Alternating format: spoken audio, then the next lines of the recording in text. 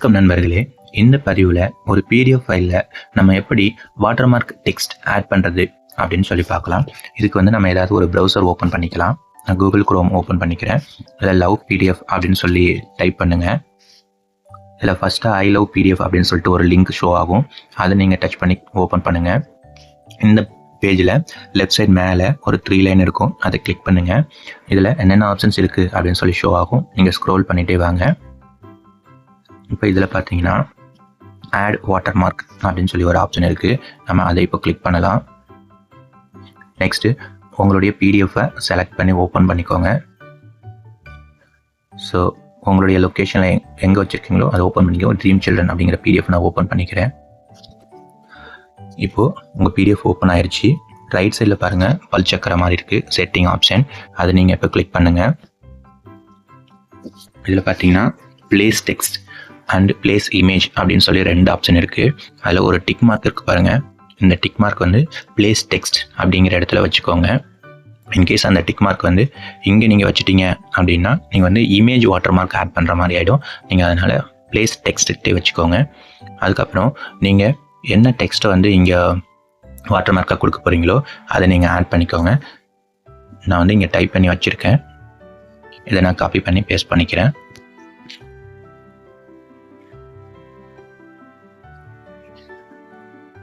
Next text format இருக்கு இல்லைங்களா, அதில் பார்த்தீங்கன்னா ஃபஸ்ட்டு உங்களுடைய டெக்ஸ்ட் ஸ்டைலை மாற்றிக்கலாம். நீங்கள் நெக்ஸ்ட்டு டெக்ஸ்டினுடைய சைஸை மாற்றிக்கலாம். நான் ஒரு 10 வச்சுக்கிறேன் சைஸு, எனக்கு அதுவே போதும். நெக்ஸ்ட்டு உங்களுடைய அந்த டெக்ஸ்ட் வாட்டர் மார்க் போல்டு பண்ணிக்கிறேன்னா பி கிளிக் பண்ணிக்கோங்க. Italic underline.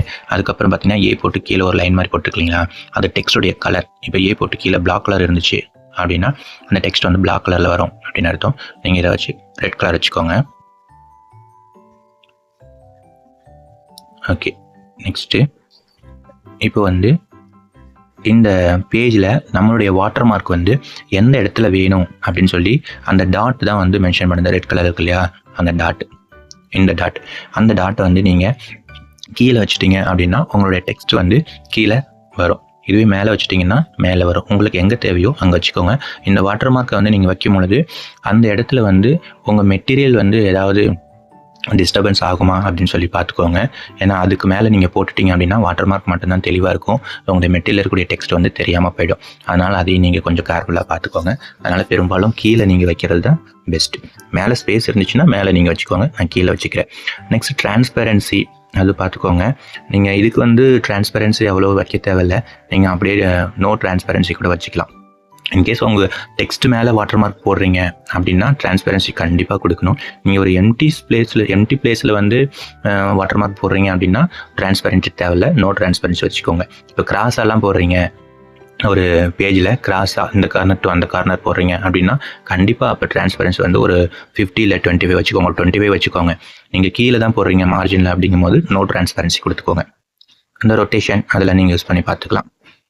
நெக்ஸ்ட் பேஜஸ், இந்த வாட்டர் மார்க் எந்தெந்த பேஜில் வேண்டாம் அப்படின்னு நீங்கள் நினச்சிங்கன்னா அந்த ஒரு 10 பேஜஸ் இருக்குது. எனக்கு 9-10 பேஜஸ் வாட்டர் மார்க் வேண்டாம் அப்படின்னா ஃப்ரம் பேஜ் 1 கொடுத்துக்கோங்க. 2 பேஜஸ் ஒரு 8 கொடுத்துக்கோங்க. அப்போ 9ம் 10ம் வாட்டர் மார்க் இல்லாமல் இருக்கும்.